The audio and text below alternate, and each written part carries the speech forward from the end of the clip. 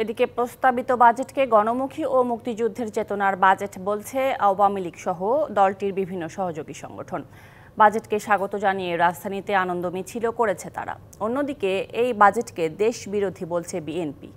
Budget নিয়ে তাৎক্ষণিকভাবে এমন প্রতিক্রিয়া জানান বিএনপি নেতারা।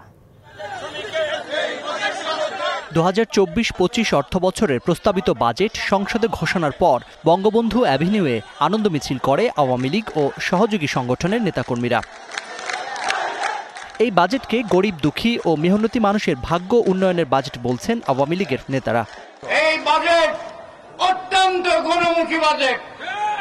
এই বাজেট জনগণের কল্যাণের পক্ষে বাজেট। এই বাজেট মুক্তিযুদ্ধের চেতনার পক্ষে বাজেট। গরিব সাধারণ মানুষের কথা বিবেচনা করে আমাদের মাননীয় প্রধানমন্ত্রী বারবার চেষ্টা করবে কিভাবে দ্রব্যমূল্য নিয়ন্ত্রণ রাখা, সাধারণ মানুষের সাধ্যের মধ্যে রাখা যায়।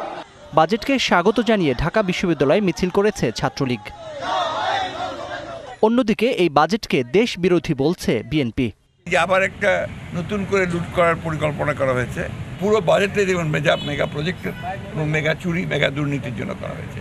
সুতরাং এই বাজেটকে শুধুমাত্র তথাকথিত ভাষায় গণবিরোধী বলবো না, এটা আসলে বাংলাদেশ বিরোধী বাজেট হয়েছে।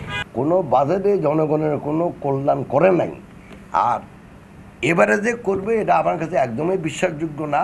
গত 5 বছরকে যদি আমি ধর্তব্যে আনি, তাহলে আপনি আমাকে গ্যারান্টি দিয়ে বলতে পারি এটা জনগণের অকল্যাণে যাবে, কল্যাণে যাবে না।